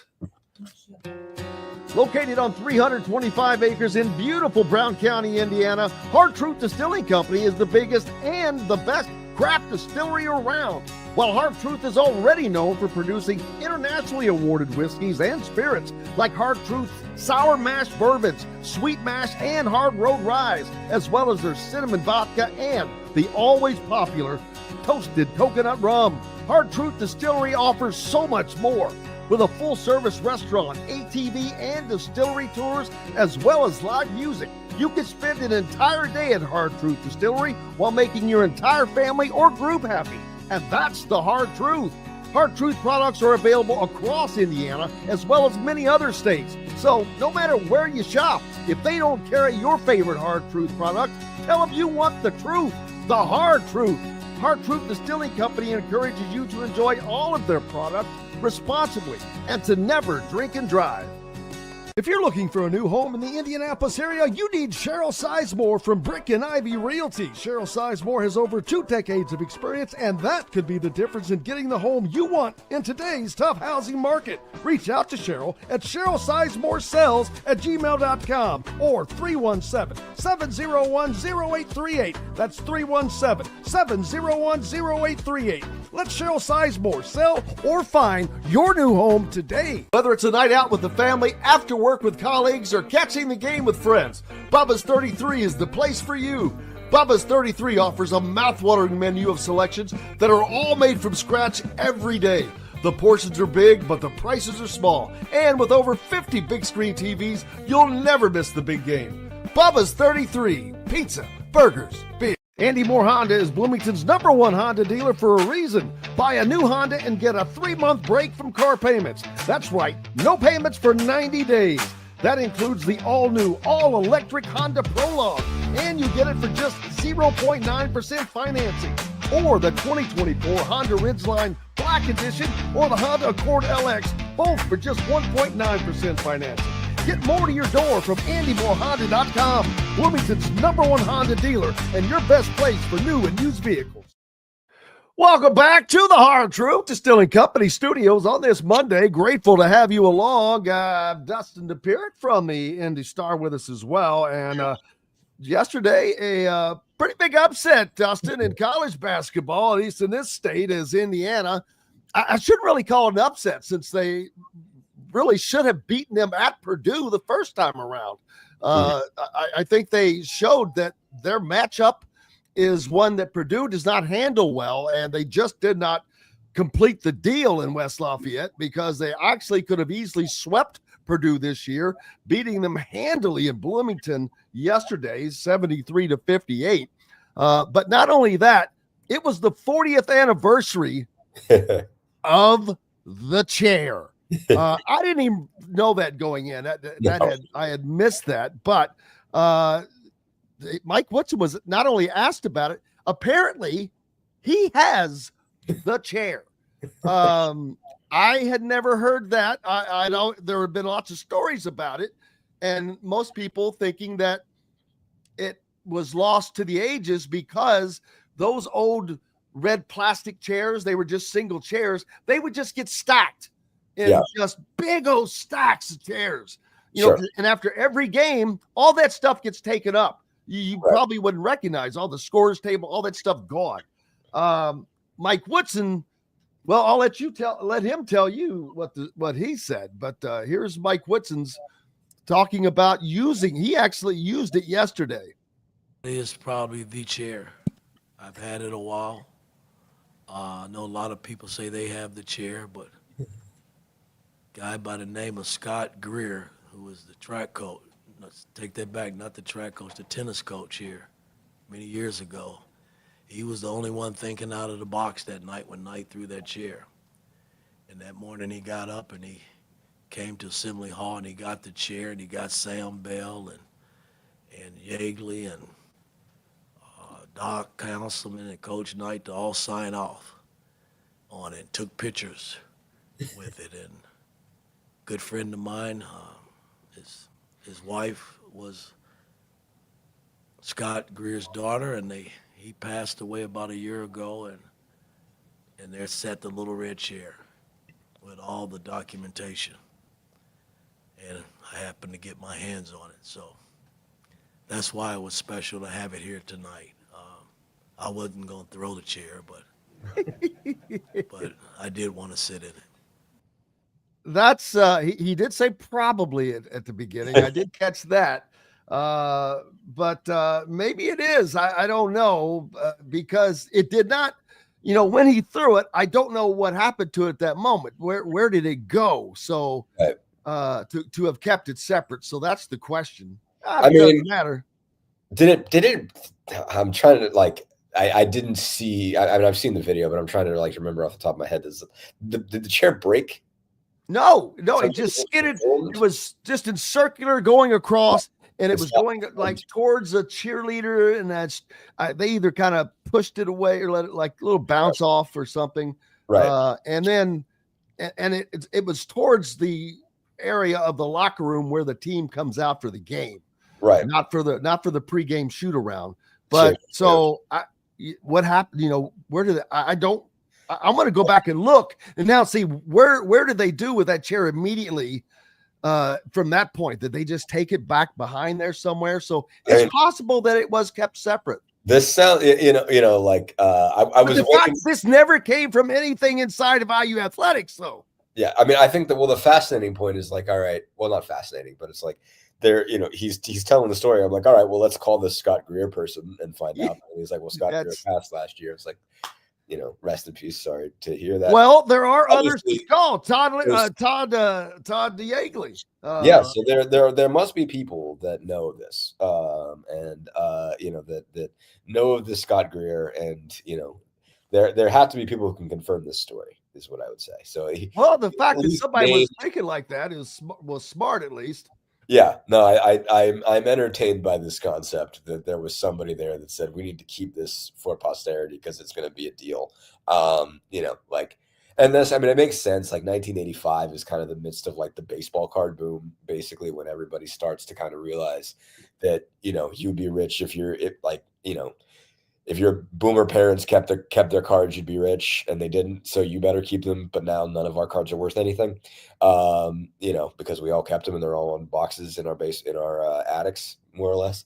But yeah, no, I think so at that point, I'm not surprised that somebody thought about a collector's item that it crossed somebody's mind that like, okay, you could keep this thing and it might be worth something.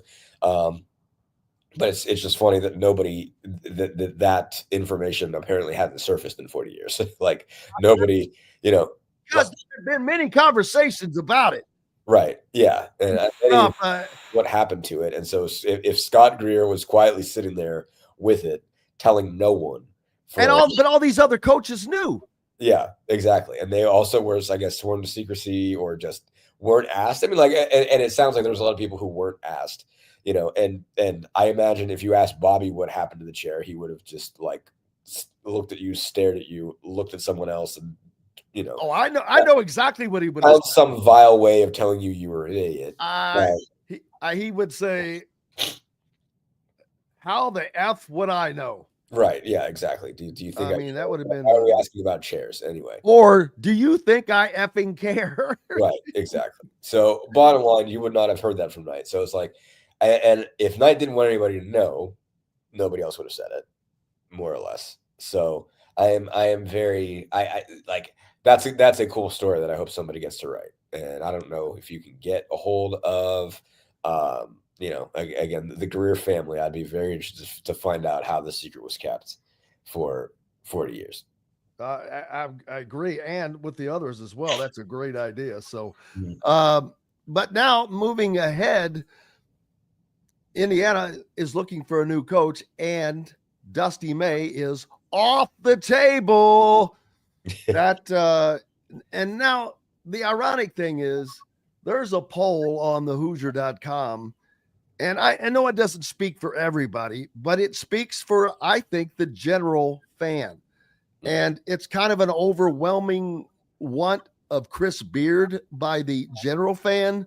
Right. And that is not going to happen, in my opinion. And I already thought that, but when you add to it the fact that they were supposed to wear these Fear of God uniforms that actually have nothing to do with Kanye West anymore, but the mere perception that they might was, I believe, the reason why Indiana did not end up wearing them, which I think is kind of stupid. If you do the research, if it's not related to someone, it's not related to them, and that's all you have to say. But regardless, if they're that, if they're that scared of little bitty things like that, they ain't hiring Chris Beard. Yeah, I mean, well, probably not. And I kind of felt bad because the last time we talked about this, I probably overconnected things. That's what it's for. It's like Lay's potato chips. That week's gone. They made more. Made a whole new bag this week. No, I mean, I think like again, I mean, I guess my point has always been with Beard. It's like you just have to know, like you cannot like the question isn't like, obviously, again, as was pointed out, and I probably haven't made this very clear enough. Obviously, charges were dropped. So, you're not dealing with that as a court case, holding over somebody's head. But, like obviously court cases sometimes get dropped in cases when something actually did happen. And not only that, it's a question of, okay, well, what's the, grander pattern of behavior? Are you seeing, was that not a tip of the iceberg, but is that the worst thing that comes out of a pattern of behavior, or at worst alleged thing that comes out of a pattern of behavior? Or, is that a one-off freak occurrence, or something that's that's hyper specific for some reason? It's just like, basically, I mean, at the end of the day, you just got to trust the guy, no matter what it is. And so you, like, if, again, it's your job on the line, and PR matters, but like you just, like, that's the person who has one of those important jobs for you. And so you have to trust that he can do it. You have to trust that he's going to do it and not cause problems elsewhere. And so, like, that's really it. And that's just the question. Like, at the end of the day, like, Scott Dolson has to ask himself, with somebody like that, do you trust him? And like, and you don't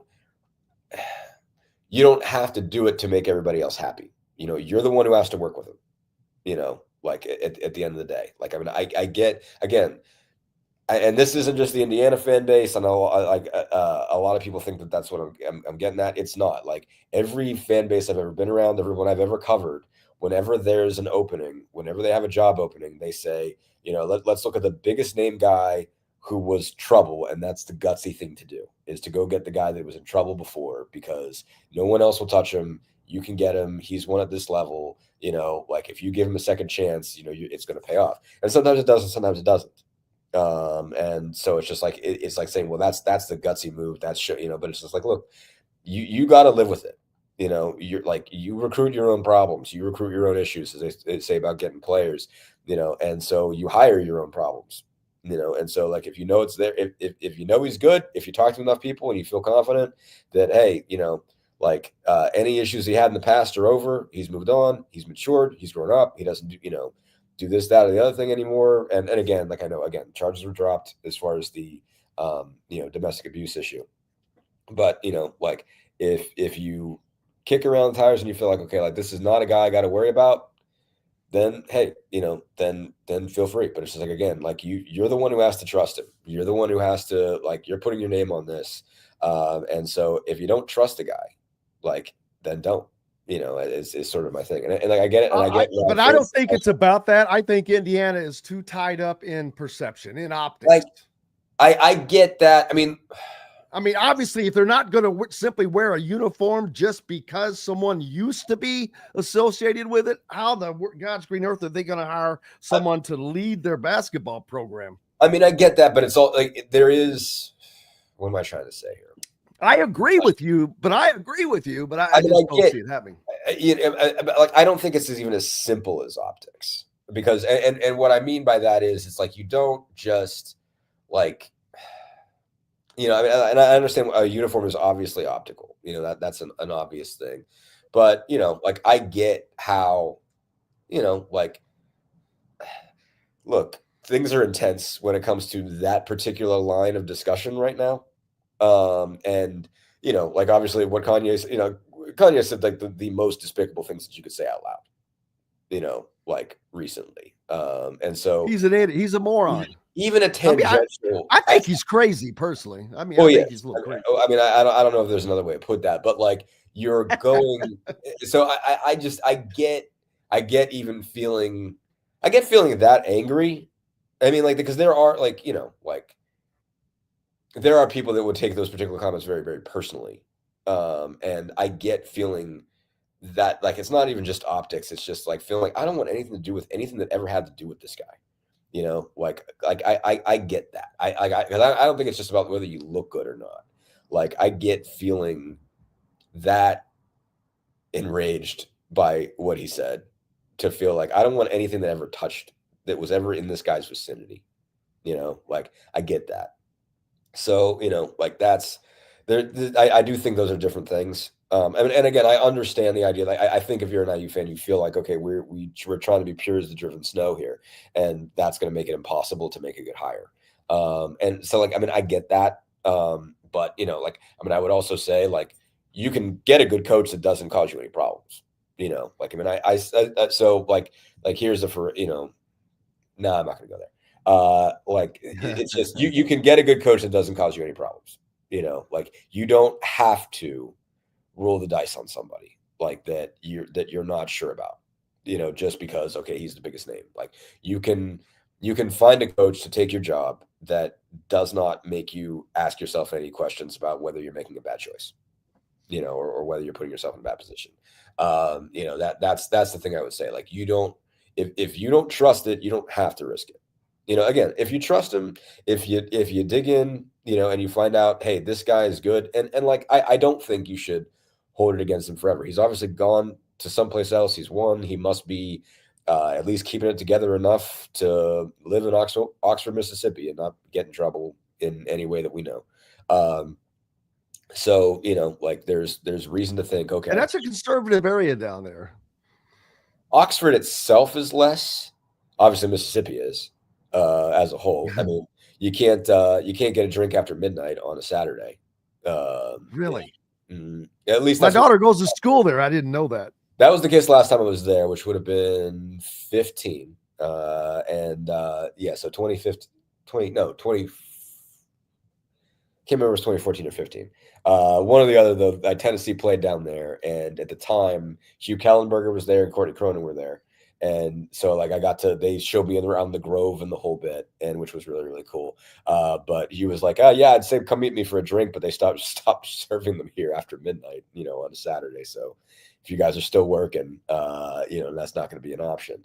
So, yeah, I mean, it is a group that really gets down, obviously, but I don't think as of then, bars weren't open after midnight. So it is obviously a very, very, and that's on a Saturday because it was going into Sunday. Sunday obviously is the Lord's Day, so you're not messing around with that. So my question that you don't have the answer, I don't have the answer, but I'm going to ask it anyway.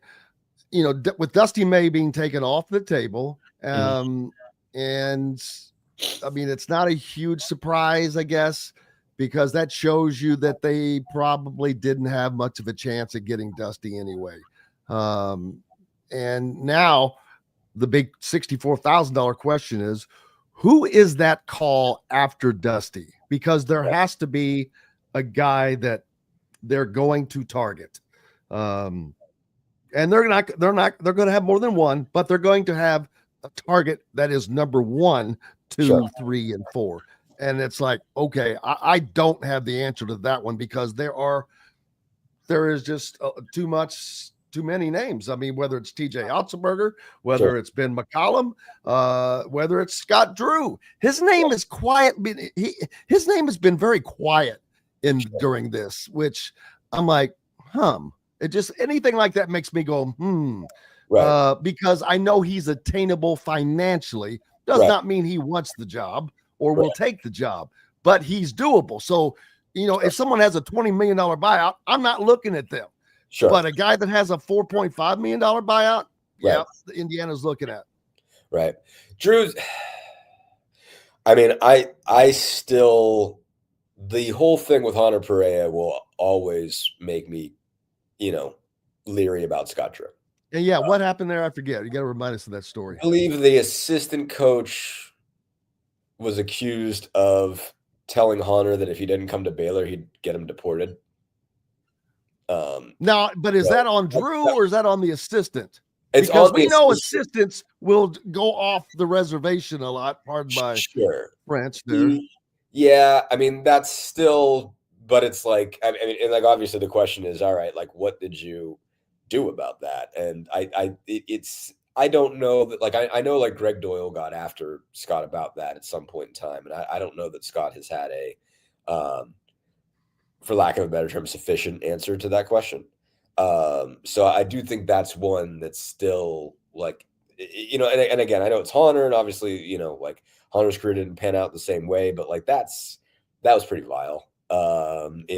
Pretty that's a really messed up thing to say to kid, more or less. So that I think is one that makes Scott Drew tough, a tough pill to swallow, as far as that's, because obviously you're talking about what, 12, 13 years ago now. But so then if you wipe him off of the deal, then who's next? Then who's next? I mean, I think you call TJ Otzelberger, but I don't know. I mean, like, he's now. Someone reported that it was reported that his buyout was so much lower than what was expected, which doesn't mean a lot because he's an Iowa kind of a guy, and I think his wife is an ISU alum, Indiana or Iowa State alum. Yeah.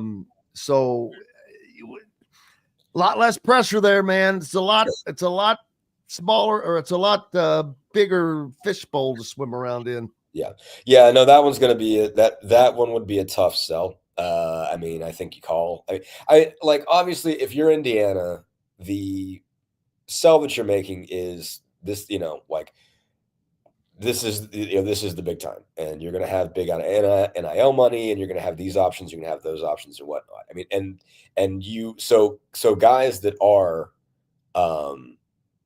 basically guys that are comfortable, like where they are, they're comfortable, they're happy. That is going to be a tough sell, because you're saying, all right, like, they know it's a fishbowl, they know, like, the amount of tension that's going to be there. They know what they're going to have to deal with. And, they know it's going to be a lot, but, you're basically, your job is to sell that, is to say, like, all right, like, but you can stay in your comfortable situation, but, like, why not go for the gold, man? Like, we're going to pay you more money, like, you're going to have all these facilities, like, you're going to have all this on NIL money, you're like, it is a top of the line, not top of the line, but like, it's a historically great program. Like, I think it is a top of the line job because it's a sleeping giant, not because of where they are at this moment, but Kansas is a top of the line job. They've kind of stunk for the last 2 years. Now, I mean, they haven't had losing seasons, but this is not where you would expect Kansas to be, especially with the money. They have NIL money. They're not poor. They're paying guys, they have a loaded team and aren't doing worth the crap. Right. Yeah, no. And so, ultimately, like, I mean, you can sell them on, this is a big thing. And so it's like, and again, you might not get everybody, like, there are guys going to say, like, no, man, I'm comfortable, it's not worth it. And that might be the right call for them at the end of the day. I mean, if they're happy, they're happy. But, like, and that's obviously a decision they have to make with, their wives, their families, like, everybody involved, in terms of, okay, do we really want to go do this? And for some people, the answer is no. But, like, you got to call the question with some guys, and say, okay, like, put this in front of you. If this is an opportunity, if this is it, are you really going to turn it down? So, I mean, like, I don't think Otzelberger takes the job. I know at least one person who would be surprised if he took the job. But who's that? His wife? No. No. I'm sure his wife would be surprised if he took the job. So bottom line, I don't think that you can't not, make some of these calls. If you like what the guy's doing on the court, make the call. And you've got there's other things that are coming into play. Iowa is most likely going to have a job opening, not for sure, but I think that they're going to probably part ways with Fran Khan, which is, man, that's going to be, what a loss is that going to be, not having Fran Khan 1 through 9 for all of us. Gee whiz, I just hate the thought of that, but surely he's not going to retire. But boy, either Ben McCollum, they could just slide right in right there. Low pressure. So North Carolina, possibly a job opening coming up. So there's going to be other jobs open up as well. Sure. And you have to jump on what's there as soon as you can. But yeah, no, I mean, you call Ben McCollum. You really want to stay at Drake? And if you're going to move, is Iowa going to be enough for you? Like, what if Indiana's sitting right here? And then you've got the crazy, just because it makes crazy fodder for reporting, is Mark Byington, who is at Vanderbilt and doing a decent job at Vanderbilt. First of all, that says enough. but doing a decent job at Vanderbilt in the SEC. Sure. I think he beat Kentucky this year. But he worked at James Madison with Kirk Cignetti. Yeah, it's irony. And does that mean it? No, it doesn't. But how wild would that be? Because he had success at James Madison, which is how he ended up at Vanderbilt. Right. I mean, I covered James Madison. This would totally be crazy for me if everybody at IU was suddenly guys who coached at James Madison before.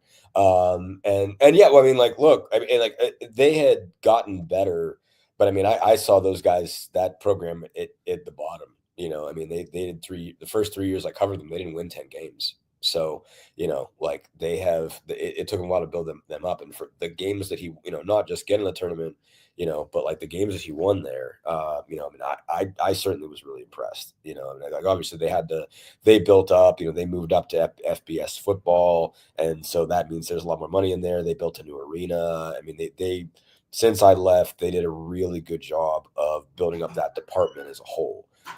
So it's not as shocking that they were able to pull it off after, you know, basically just seeing what all investments went in there. But still, you know, like you went in a place like James Madison, you went in a place like Vandy, you know, like that's hard to do. So, you know, like, I mean, he's at least worth the call. Well, there'll be plenty. We'll have to find out. It's going to be a minute, but what's up next for you, brother? Yeah, man, Denver, you know, cover home game at Denver tonight, home game at Toronto on Wednesday. They go to Miami. I'm not going there, but there are a couple more games the weekend. So nice to still be able to stick around for a while and, you know, cover some home games. But, you know, going to get interesting down the stretch here. Absolutely. Cannot tell you how much we appreciate you as always. Thanks so much, Jim. Dustin Dopirak, the beat writer for the Indiana Pacers for the Indy Star. Make sure you're giving him a follow and being a subscriber. We've got more coming up from the Hard Truth Distilling Company studios. We'll take a quick break and we'll return. Andy Moore Honda is Bloomington's #1 Honda dealer for a reason. Buy a new Honda and get a 3-month break from car payments. That's right, no payments for 90 days. That includes the all-new, all-electric Honda Prologue, and you get it for just 0.9% financing, or the 2024 Honda Ridgeline Black Edition, or the Honda Accord LX, both for just 1.9% financing. Get more to your door from AndyMooreHonda.com, Bloomington's #1 Honda dealer and your best place for new and used vehicles. Ugly Grouper, located on beautiful Anna Marie in Florida, is the place to be, and not just because they have unforgettable meals, including locally sourced seafood. The Ugly Grouper has your favorite craft beers and cocktails, along with live music every day. The Ugly Grouper is family-friendly, able to host private parties, and has the biggest grouper you've ever seen. The Ugly Grouper is the place to be on Anna Marie Island, Florida. Tell them Indiana Sports Beat sent you. Go to theuglygrouper.com for more information. When it comes to apparel and promotions, Freethink has you covered, literally, whether it's 24 or 200 shirts for sports leagues, businesses, or groups. Freethink Apparel and Promotions can also create your very own merchandising store. Freethink Apparel and Promotions did it for Indiana Sports Beat Radio, and they can do it for you. Whether it's screen printing, embroidery, digital printing, promotional products, vehicle wraps, or anything else under the promotional line. See what Freethink Apparel and Promotions can do for you at freethinkapparel.com.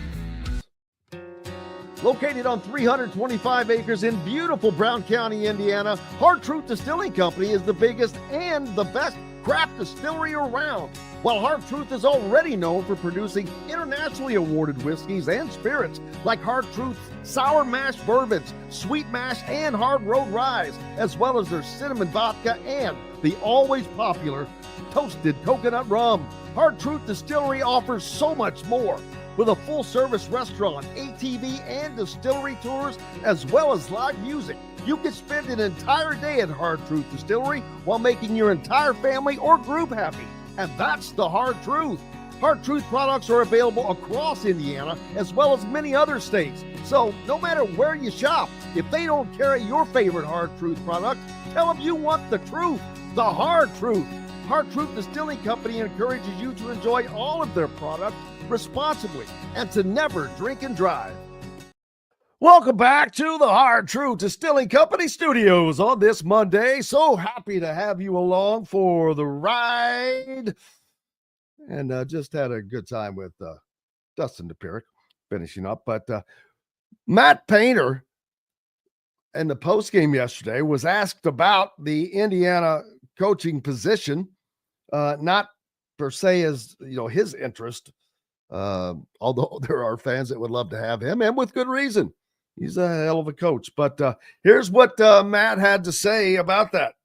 I really don't have a thought on the job. Obviously, we compete against them, and they're our rivals. And they're the guy that's the coach here is a peer of mine. Like even though you compete and want to beat somebody, you want to see other people be successful and keep their job. Just like any of you guys would think the same thing about the other people sitting to your left and right. So it's like anything. Like you gotta get a good person. You got to get a good coach. You got to get a guy to understand it. They've had a lot of turnover. Obviously, I think you got to look at some of the common denominators here more than anything. I think that's an important piece right here. Like, don't beat yourself. Like, let's support somebody. Like, I try that out for once every now and then. When shit goes wrong, like whatever you think Purdue fans are happy about what just happened. Like you like, see, a fan base isn't the people that tweet. A fan base is the people when you're bleeding, they support you. Like they jump in and on. They jump on and off things here way too much.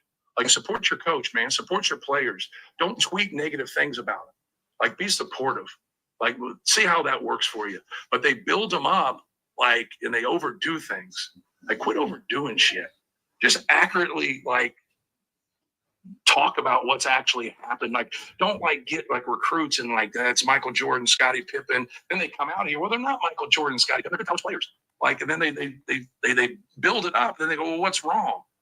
Well, they're part of it, but it's not their total fan base. It's just that everyone has a bad percentage of their fan base now because of Twitter.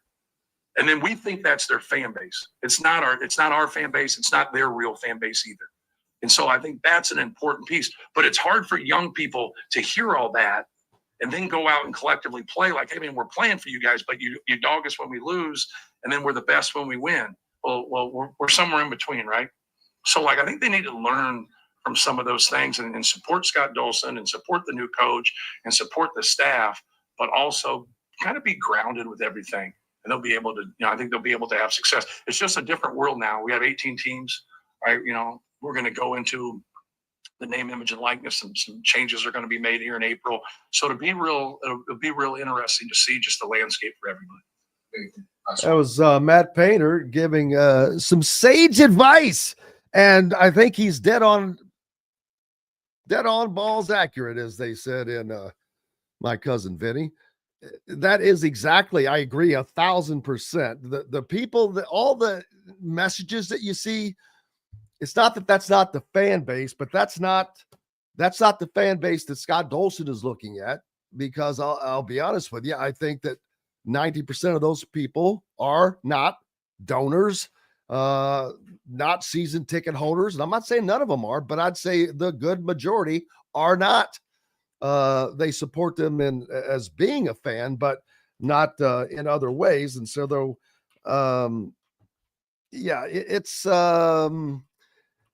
it's a weird thing now, having social media and everybody being able to just express an opinion in a split second. It's kind of like road rage. You hide behind the anonymity of a keyboard. A lot of people hide behind the anonymity of anonymity without using real names, not fake accounts, but just accounts that don't have their name with it and all of that. So, but it's all a part of the circus today, and it goes with it. But what are you going to do? What are you going to do? We'll get to talk more about it tomorrow when Mike DeCourcy joins us. And I'm still trying to decide whether or not to bring back Travis for one more run, but I don't know what good that would do tomorrow. I'm sure there would be, who knows? It wasn't fun last time. So, but we'll see what else we can get scared up on the program tomorrow. But a big old thanks to everybody today for joining us. Without you, we have no reason to be here. Great to hear from Mike Woodson and that story about the chair. I'm going to have to dig more into that. That was something I had never heard. And I'm just amazed that, like Dustin said, that for all this time, there have been questions a lot, and there have been stories, and it's always been thought that there have been a couple of people's, well, I have the chair. Well, no, this is the chair. And to be truthful, since Mike Woodson, if he has the chair, that thing should be in a glass box sitting above Simon Scott Assembly Hall. As a matter of fact, last night when I was at the gym, I said, well, if they really have that thing, they ought to cover it in disco ball glass things and then hang it from the scoreboard, especially whenever they play Purdue, and just give it a nice little spin and a spotlight. It would be kind of funny. What do you think? So that's going to wrap it up for us today. I cannot thank each and every one of you enough, and all of our guests as always. We are so fortunate to have you and so fortunate to be able to do this every day with you. Looking forward to coming back and doing it again tomorrow. Appreciate you guys. Until then, I am Jim Coyle. I will see you on the radio. Thanks for listening to Indiana Sports Beat Radio. Be sure to subscribe to our YouTube page for more clips and team coverage of Indiana basketball, football, and more. You can also find full episodes and tons of other content on thehoosier.com. We'll see you next time for another edition of Indiana Sports Beat Radio.